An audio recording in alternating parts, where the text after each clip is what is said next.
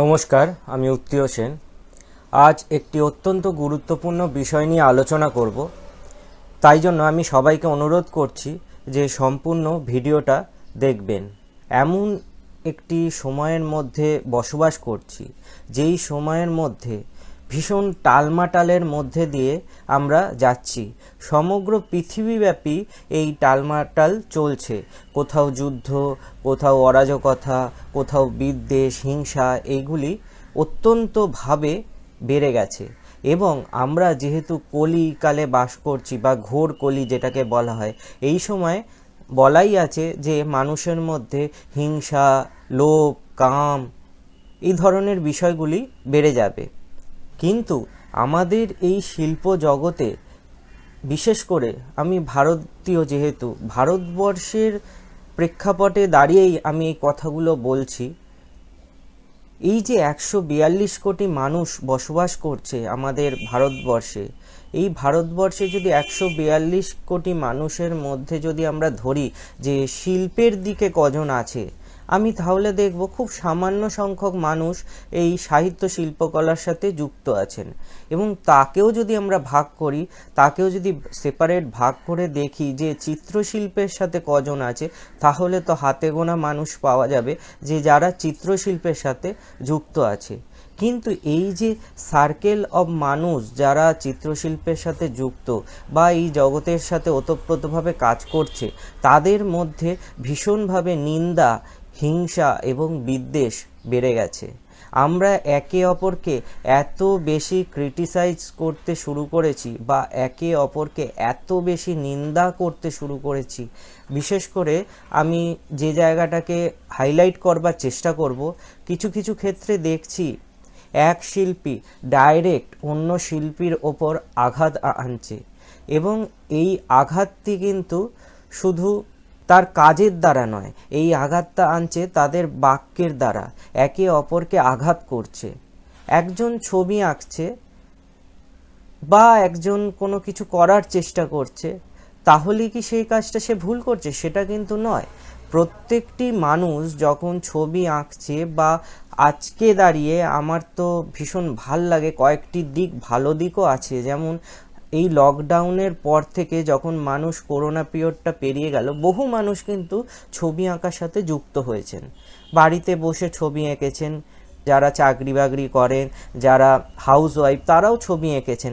কিন্তু এটি খুব ভালো দিক, কারণ তারা তাদের সময়টিকে একটি মূল্যবান কাজের জন্য ব্যবহার করছেন।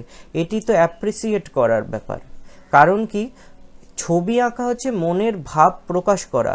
আজ থেকে বহু বছর আগে যদি আমরা ইতিহাসটা ঘাঁটি, তাহলে দেখব যে মানুষ তার মনের ভাব প্রকাশ করার জন্যই কিন্তু পাথরের গায়ে বা দেয়ালের, এই মানে পাহাড়ের গুহায় যে দেয়ালগুলো থাকতো পাথরের, সেই তাতে ছবি আঁকতো। সেটি কিন্তু কেবলমাত্র মনের ভাবটাকে অন্যকে প্রকাশ করার জন্য। ঠিক সেইভাবেই মানুষ আজও ছবি আঁকে, কিন্তু মনের ভাবটাকে প্রকাশ করার জন্য। এখানে কোনো কন্টেম্পোরারি ব্যাপার নেই, কোনো কিউবিজম নেই, কোনো ইজম টিজম নেই, কিছুই নেই। কেবলমাত্র যদি আমি একদম সোজা সাপটা কথা বলি, তাহলে দেখব কেবলমাত্র মানুষ তার মনের ভাব প্রকাশ করার জন্যই ছবি আঁকে। তো সেই জায়গায় এখানে তো ক্রিটিসিজমের কোনো জায়গাই থাকছে না। একজন মানুষ যতটা দেখেছে, যতটা পৃথিবীকে সে জেনেছে, বা তার আত্মা দিয়ে যতটা সে সমাজ চেতনা, দর্শন যা কিছু উপলব্ধি করেছে, তার পারিবারিক অবস্থা, পরিবেশ পরিস্থিতি যা কিছু দেখেছে, তারই বহিঃপ্রকাশ ঘটাচ্ছে সে তার ছবির মাধ্যমে। এতে তো কোনো ক্রিটিসিজমের জায়গা নেই, সে ভালো কাজ করছে। হ্যাঁ, এবার একটা জায়গা আছে একাডেমিক দিক, তার শিক্ষাগত হয়তো যোগ্যতা নাও থাকতে পারে, এতে কোনো কিছু এসে যায় না। সেও তো চেষ্টার মাধ্যমেই ক্রমাগত এগিয়ে যাবে। আর একটা ছবি আঁকার পর সে দ্বিতীয় ছবি আঁকবে, তৃতীয় ছবি আঁকবে, এইভাবে ক্রমশ সে তার উন্নতির সিঁড়িটা চড়বে। আমরা প্রত্যেকেই কিন্তু সেইভাবেই একটা একটা করে সিঁড়ি এগোতে থাকি। স্বামী বিবেকানন্দ বা রামকৃষ্ণের কিছু কথা আমার এখানে বলা মনে হয় খুব গুরুত্বপূর্ণ।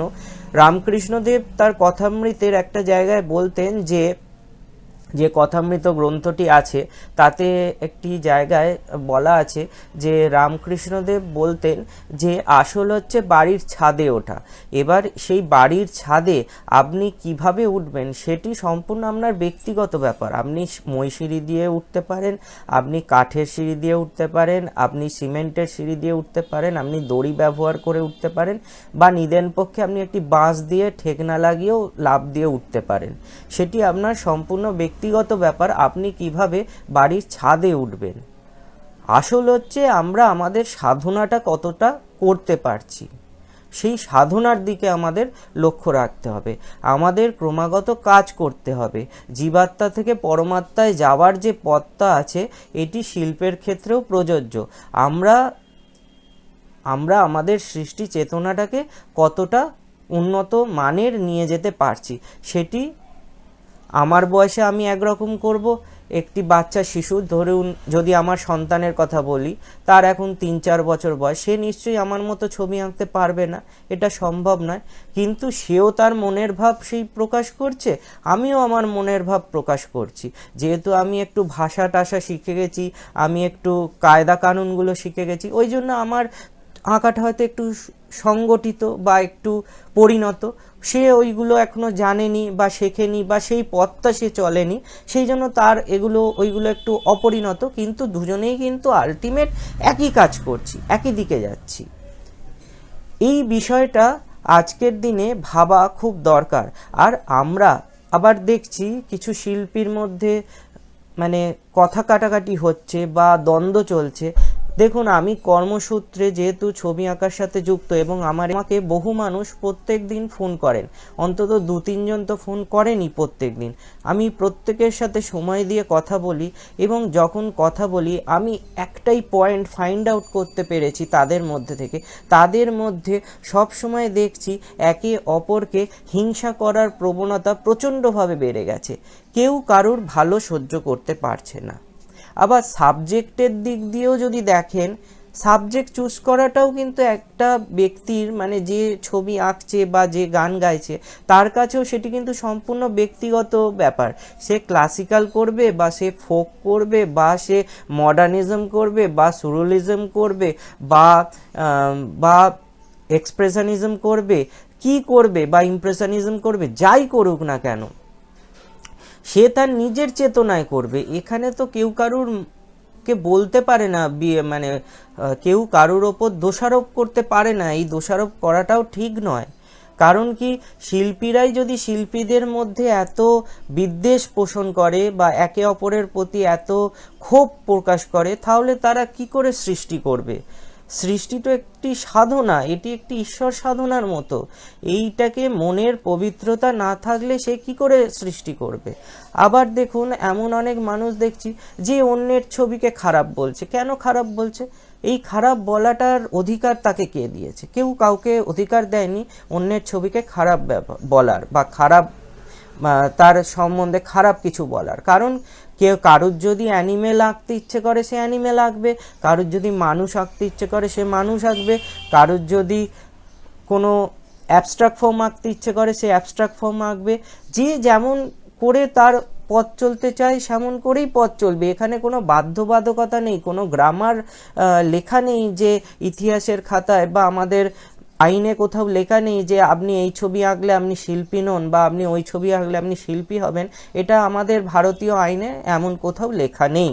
তো সেই জন্য আমি সবাইকে বলবো যে আপনারা আপনাদের মনের চেতনা থেকে ছবি আঁকুন, আপনার মন যা চাইছে তাই করুন। অন্যের প্রতি বিদ্বেষ ভাবটা কম রাখুন, একে অপরকে দোষারোপ কম করুন। সবাই ভালো আঁকেন, সবাই সবারই চেতনা দিয়ে ছবি আঁকেন। কারুর গুণগত মান একটু ভালো হতে পারে, কারুর গুণগত মান একটু খারাপ হতে পারে, তা বলে বলতে পারেন না সে বাজে ছবি আঁকে বা সে ঠিকমতো কাজ করতে পারে না। এটি কখনোই উচিত নয়। এটি নিজের চেতনায় এই বিষয়টা নিয়ে ভাবা দরকার এসে পড়েছে। আমরা কেন একে অপরের এত বিদ্বেষ ভাব পোষণ করব, একে অপরকে এত হিংসা করব? এটি তো ঠিক কথা নয়। আমরা সৃষ্টিশীল মানুষ, আমরা ক্রিয়েটিভ কাজ করব। আমাদের উচিত মানুষের সামনে সৌন্দর্যকে তুলে ধরা।